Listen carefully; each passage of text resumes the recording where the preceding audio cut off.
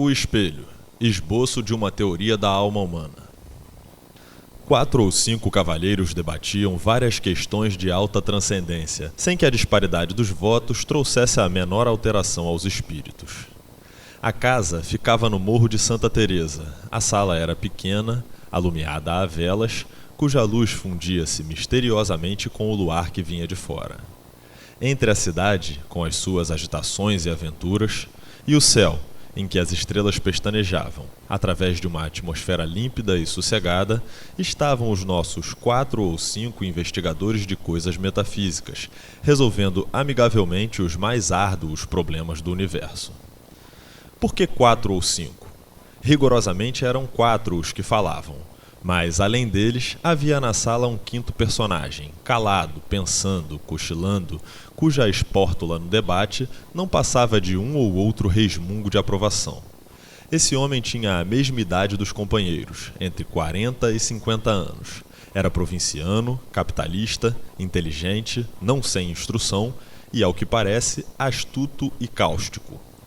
Não discutia nunca e defendia-se da abstenção com um paradoxo, dizendo que a discussão é a forma polida do instinto batalhador que jaz no homem, como uma herança bestial. E acrescentava que os serafins e os querubins não controvertiam nada e, aliás, eram a perfeição espiritual e eterna. Como desse esta mesma resposta durante aquela noite, contestou-lhe a um dos presentes e desafiou-o a demonstrar o que dizia, se era capaz.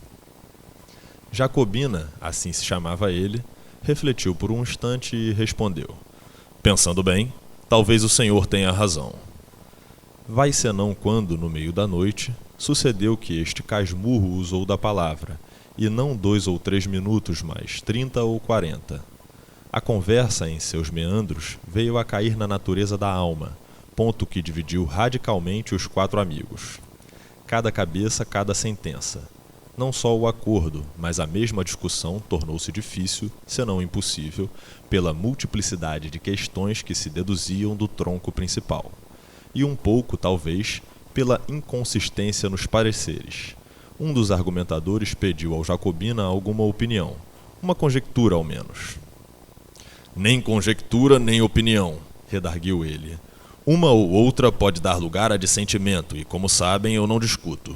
Mas, se querem ouvir-me calados, posso contar-lhes um caso de minha vida, em que ressalta a mais clara demonstração acerca da matéria de que se trata. Em primeiro lugar, não há uma só alma, há 2. 2? Nada menos de 2 almas. Cada criatura humana traz 2 almas consigo. Uma que olha de dentro para fora, outra que olha de fora para dentro. Espantem-se à vontade. Podem ficar de boca aberta, dar de ombros, tudo. Não admito réplica. Se me replicarem, acabo o charuto e vou dormir. A alma exterior pode ser um espírito, um fluido, um homem, muitos homens, um objeto, uma operação. Há casos, por exemplo, em que um simples botão de camisa é a alma exterior de uma pessoa. E assim também a polca, o voltarete, um livro, uma máquina, um par de botas, uma cavatina, um tambor. Está claro que o ofício dessa segunda alma é transmitir a vida, como a primeira. As 2 completam o homem que é, metafisicamente falando, uma laranja. Quem perde uma das metades, perde naturalmente metade da existência. E casos há, não raros, em que a perda da alma exterior implica a existência inteira. Shylock, por exemplo.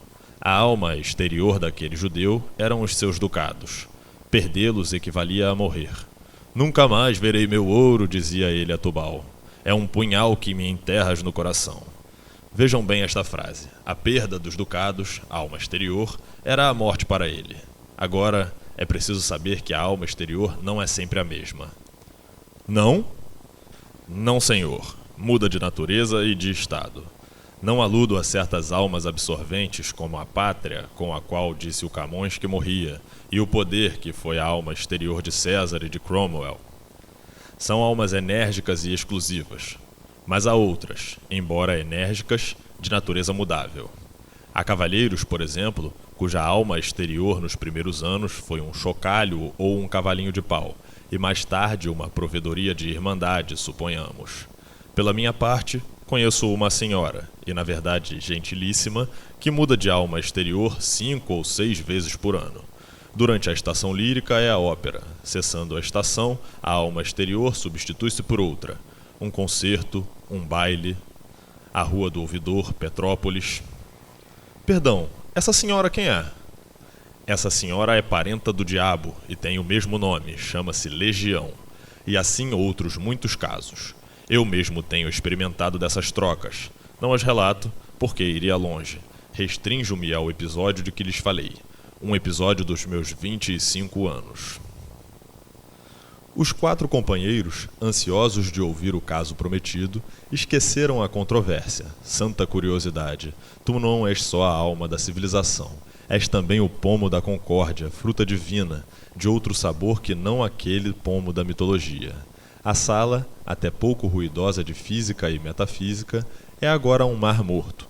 Todos os olhos estão no Jacobina, que conserta a ponta do charuto recolhendo as memórias. Eis aqui como ele começou a narração. Tinha 25 anos, era pobre e acabava de ser nomeado alferes da Guarda Nacional. Não imaginam o acontecimento que isto foi em nossa casa. Minha mãe ficou tão orgulhosa, tão contente, chamava-me o seu alferes. Primos e tios, foi tudo uma alegria sincera e pura. Na vila, note-se bem, houve alguns despeitados, choro e ranger de dentes, como na escritura. E o motivo não foi outro, senão que o posto tinha muitos candidatos e que estes perderam. Suponho também que uma parte do desgosto foi inteiramente gratuita. Nasceu da simples distinção. Lembro-me de alguns rapazes que se davam comigo e passaram a olhar-me de revés, durante algum tempo. Em compensação, tive muitas pessoas que ficaram satisfeitas com a nomeação, e a prova é que todo o fardamento me foi dado por amigos. Vai então uma das minhas tias, Dona Marcolina, viúva do capitão Peçanha, que morava a muitas léguas da vila, num sítio escuso e solitário. Desejou ver-me e pediu que fosse ter com ela e levasse a farda. Fui acompanhado de um pajem, que daí a dias tornou à vila, porque tia Marcolina apenas me pilhou no sítio e escreveu à minha mãe dizendo que não me soltava antes de 1 mês pelo menos. E abraçava-me, chamava-me também o seu alferes. Achava-me um rapagão bonito. Como era um tanto patusca, chegou a confessar que tinha inveja da moça que houvesse de ser minha mulher. Jurava que em toda a província não havia outro que me pusesse o pé adiante. E sempre alferes. Era alferes pra cá, alferes pra lá, alferes a toda hora. Eu pedia-lhe que me chamasse Joãozinho como dantes, e ela abanava a cabeça, bradando que não, era o senhor alferes. Um cunhado dela, irmão do finado Peçanha, que ali morava, não me chamava de outra maneira. Era o senhor alferes, não por gracejos, mas a sério, e à vista dos escravos, que naturalmente foram pelo mesmo caminho. Na mesa eu tinha o melhor lugar, e era servido primeiro. Não imaginam.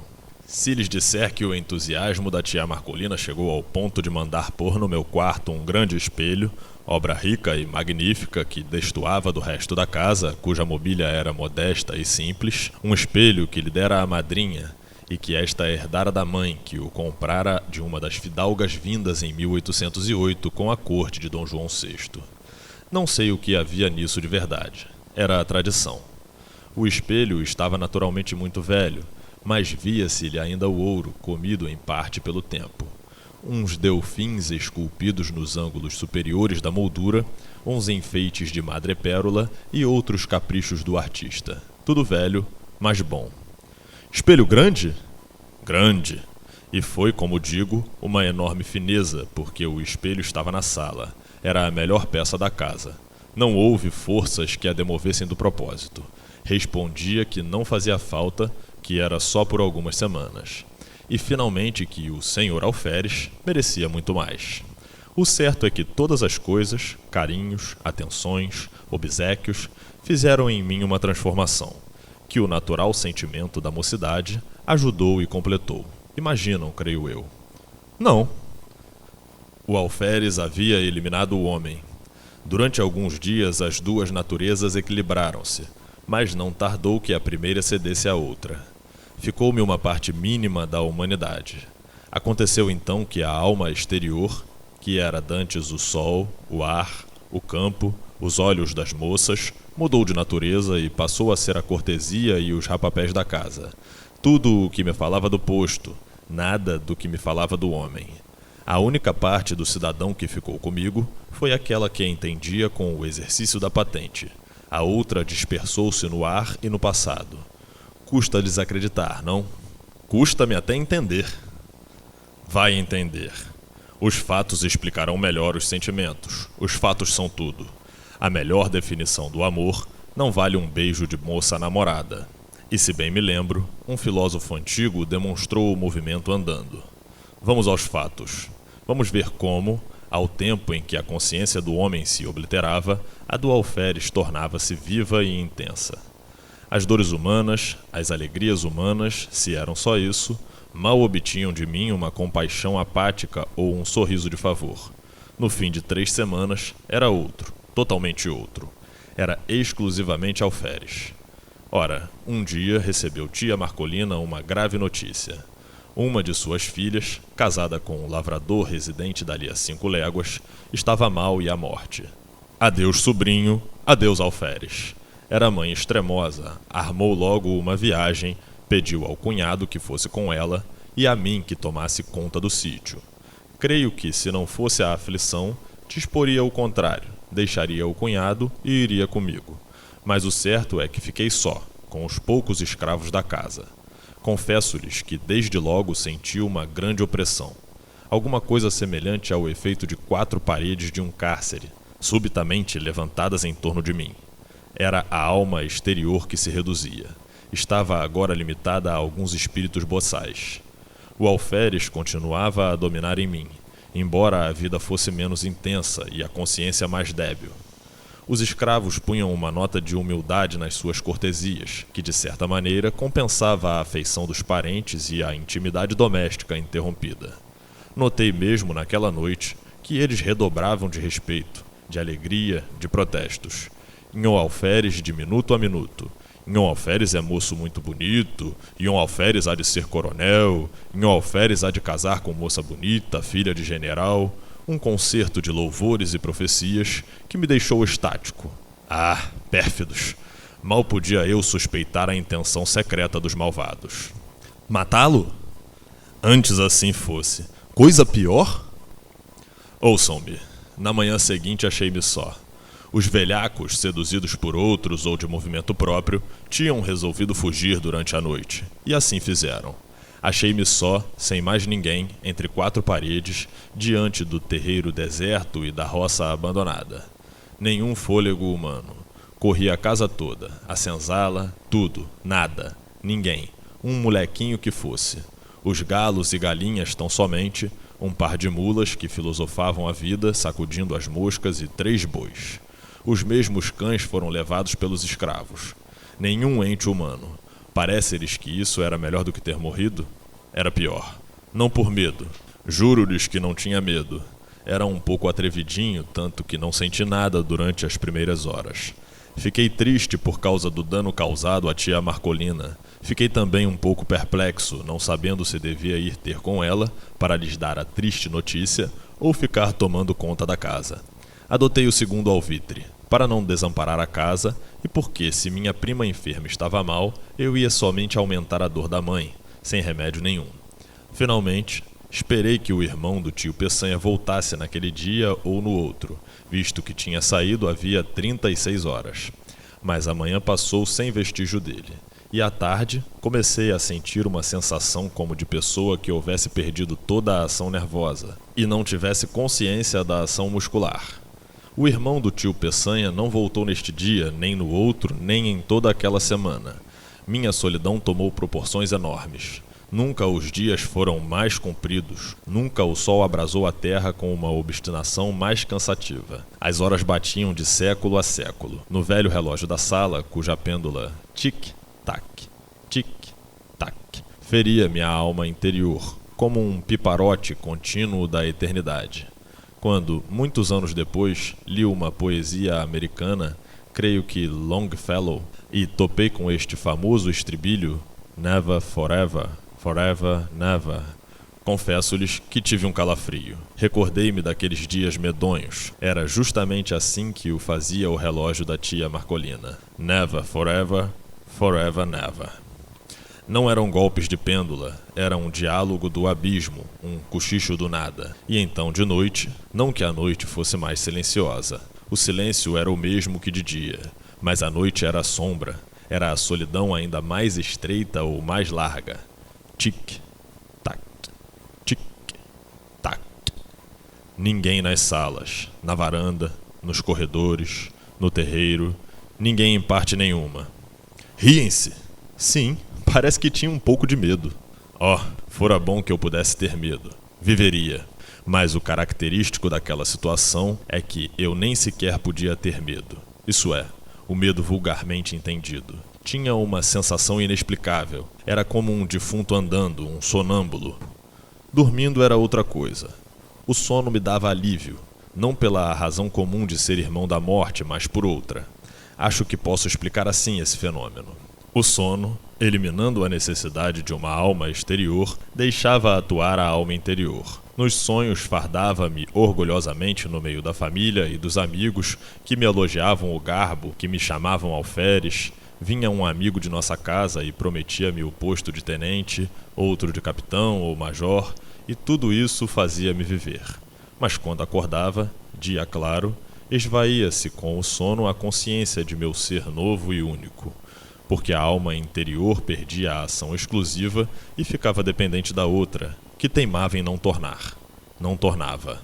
Eu saía fora, a um lado e outro, a ver se descobria algum sinal de regresso. Sorren, ne vois-tu rien venir? Nada, coisa nenhuma, tal qual como na lenda francesa. Nada mais do que a poeira da estrada e o capinzal dos morros. Voltava para casa nervoso, desesperado. Estirava-me no canapé da sala. Tic, tac, tic, tac. Levantava-me, passeava, tamborilava nos vidros e janelas, assobiava. Em certa ocasião, lembrei-me de escrever alguma coisa. Um artigo político, um romance, uma ode. Não escolhi nada definitivamente. Sentei-me e tracei no papel algumas palavras e frases soltas, para intercalar no estilo. Mas o estilo, como a tia Marcolina, deixava-se estar. Sorren. Coisa nenhuma. Quando muito, via negrejar a tinta e alvejar o papel. Mas não comia? Comia mal. Frutas, farinha, conservas, algumas raízes tostadas ao fogo, mas suportaria tudo alegremente se não fora a terrível situação moral em que me achava. Recitava versos, discursos, trechos latinos, liras de Gonzaga, oitavas de Camões, décimas, uma antologia em 30 volumes, às vezes fazia ginástica. Outras dava beliscões nas pernas, mas o efeito era só uma sensação física de dor ou de cansaço, e nada mais. Tudo silêncio, um silêncio vasto, enorme, infinito, apenas sublinhado pelo eterno tic-tac da pêndula. Tic-tac, tic-tac. Na verdade, era de enlouquecer. Vão ouvir coisa pior. Convém dizer-lhes que, desde que ficara só, não olhara uma só vez para o espelho. Não era abstenção deliberada, não tinha motivo. Era um impulso inconsciente. Um receio de achar-me um e dois ao mesmo tempo naquela casa solitária.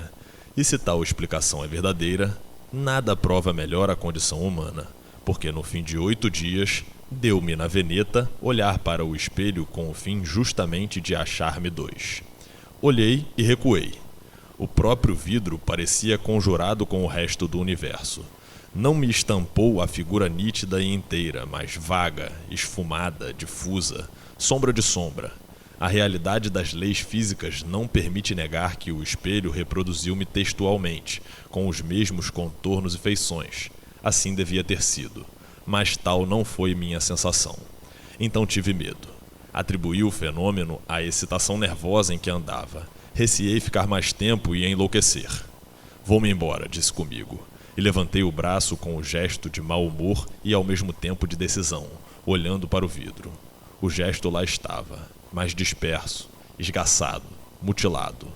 Entrei a vestir-me, murmurando comigo, tossindo sem tosse, sacudindo a roupa com estrépito, afligindo-me a frio com os botões para dizer alguma coisa. De quando em quando, olhava furtivamente para o espelho. A imagem era a mesma difusão de linhas, a mesma decomposição de contornos. Continuei a vestir-me. Subitamente, por uma inspiração inexplicável, por um impulso sem cálculo, lembrei-me. Se forem capazes de adivinhar qual foi minha ideia... Diga! Estava a olhar para o vidro com uma persistência de desesperado, contemplando as próprias feições derramadas e inacabadas, uma nuvem de linhas soltas, informes, quando tive o pensamento. Não são capazes de adivinhar. Mas diga, diga! Lembrou-me vestir a farda de alferes. Vestia, aprontei-me de todo, e como estava defronte do espelho, levantei os olhos e não lhes digo nada. O vidro reproduziu então a figura integral. Nenhuma linha de menos, nenhum contorno diverso. Era eu mesmo, o alferes, que achava enfim a alma exterior. Essa alma ausente com a dona do sítio, dispersa e fugida com os escravos, ei-la recolhida no espelho. Imaginai um homem que, pouco a pouco, emerge de um letargo, abre os olhos sem ver, depois começa a ver. Distingue as pessoas dos objetos, mas não conhece individualmente uns nem outros. Enfim, sabe que este é fulano e aquele é cicrano. Aqui está uma cadeira, ali um sofá. Tudo volta ao que era antes do sono. Assim foi comigo. Olhava para o espelho, ia de um lado para o outro, recuava, gesticulava, sorria e o vidro exprimia tudo. Não era mais um autômato, era um ente animado. Daí em diante fui outro. Cada dia, a uma certa hora, vestia-me de alferes e sentava-me diante do espelho, lendo, olhando, meditando. No fim de 2, 3 horas, despia-me outra vez. Com esse regime, pude atravessar mais 6 dias de solidão sem os sentir. Quando os outros voltaram a si, o narrador tinha descido as escadas.